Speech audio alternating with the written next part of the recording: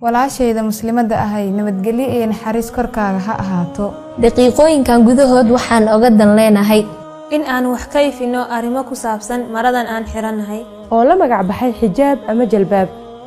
haddii aynu Soomaali nahayna caado iyo dhaqan diineed u leenahay in gabdhaheenu xirtaan xijaabka. hase yeeshee waqtiyadan dambe waxaa si weyn u soo ifbaxay noocyada xijaabka ee cusub, iyadoo qaar la raaciyay magaca fashion, xijaab fashion ah, kaasoo bedelay ujeedadii loo sharciyeeyay xijaabka ama xikmadii looga dan lahaa. haddaba si aynu kala garanno xijaabka sharciga ah ee Rabbi subxaanahu wa ta'ala raaliga ka yahay iyo mid kale ee xijaabka loo ekeysiiyey aan ahayn kan Rabbi nagu farad yeelay, waxaa muhiim ah in aan garanno xijaabka muxuu yahay.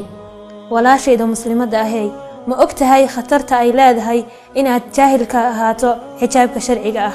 qaabka uu noqonayo, shuruudaha looga baahan yahay, maxaad xijaabka u xirataa, qaabkee ayaad u xirataa, amaba waa caado aad ka dhaxashay bulshada aad ku dhex nooshahay oo kaliya. mar miyaadan ku fakarin xijaabkan aad xiran tahay cidda kugu waajibisay, sababta lagugu waajibiyey iyo qaabka loo baahan yahay inuu ahaado. waxaa hubaal ah su'aashan in aadan jaahil ka ahayn, waayo waxaa tahay macalimad, ardayad, dhakhtarad, kalkaaliso, hooyo, walaal iyo xaas intaba. xijaabka sharciga ah ee Rabbi raaliga ka yahay waxaa looga baahan yahay inuu ahaado mid asturaya dhammaan jirka gabadha marka laga reebo gacmaha iyo wejiga, in uusan ahayn mid saa'id u qurxoon oo ragga soo jiita.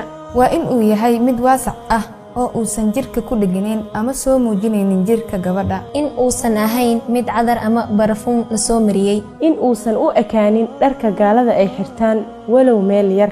xijaabku ma ahan dhar la iska xirto oo keliya, ee waa waajib Allah dul saaray dumarka oo dhan, loona baahan yahay inay ka xirato oo jidhkeeda ka asturto cid walba oo iyada aan maxram u ahayn. waxaan joognaa zaman qof walba diinta dhinac yar uu ka haysto, axkaam fara badanna oo diintu amartay in la fuliyo laga tegay.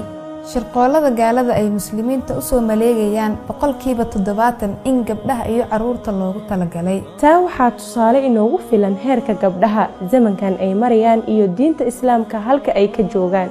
sharaftii gabdhaha iyo guurkii xalaasha ahaa oo hoos u sii degaya. gabdhuhuna badankood ay noqdeen kuwo hormuud u ah fidno walba. ma ogtahay nabiga sallallahu alayhi wasallam inuu yiri sinfaan min ahli naar lam arahuma ba'd, laba sinfi ama laba nooc oo dadka ahlu naarka ka mid ah weli maanan arkin. waxaa ka mid ahaa nisaa'un kaasiyaatun caariyaatun mumilaat, gabdho dhar xiran haddana qaawan oo laafyoonaya. qaawanaanta ma ahan in aadan dhar xirnayn oo keliya, dhar ciriiri ah oo jirkaaga muujinaya haddii aad xiran tahay waad qaawan tahay.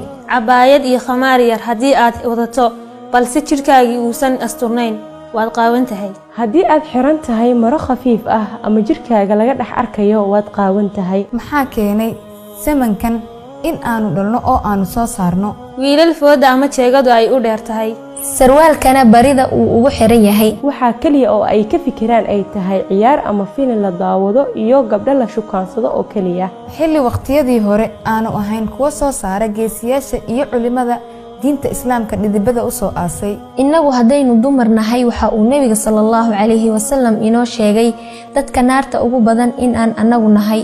haddii ay marba arrintu sidaa tahay waxaa nala gudboon in aan ka fikirno mustaqbalkeena iyo aakhiradeenna. dunidan waxaan joognaa muddo kooban, muddadan dhexdeeda waxaa nala gudboon in aan raacno awaamiirta Ilaahay. ugu dambayn walaashayda muslimadda ahay xijaabka weligiisa ma uusan noqon waddo lagu soo muujiyo qaab dhismeedka jirkaaga ama lagu soo jiito ragga. xijaabku waa khuduuc iyo u hoggaansamiinta awaamirta Ilaahay iyo in la ilaaliyo karaamada iyo sharafta gabadha muslimadda ay leedahay. haddii sababta kugu kalifaysa ay tahay in aad xijaabka xiran weydo ama xijaab fashion ah oo quruxdaada muujinaya aad xirato, in aad hesho lamaano sharaf iyo ixtiraam leh oo nolosha kula wadaaga. qof walba waxa uu u baahan yahay gabar sharaf leh oo xijaaban oo haddana diin leh. haddaba walaashaydii haddiiba aad dooratay in aad ka mid noqoto kuwa xijaabka xirta oo aad doonaysid raali ahaanshaha alle in aad raadiso, waxaa waajib kugu ah in xijaabka aad u xirato sida Allah uu u doonayo. fiidiyowgan waxaan ula jeednaa oo keliya in aan isxasuusino waajibka rasmiga ah ee ina saaran, iyo gabdhaha walaalaheena oo ka fog goobaha diinta lagu barto inay ogaadaan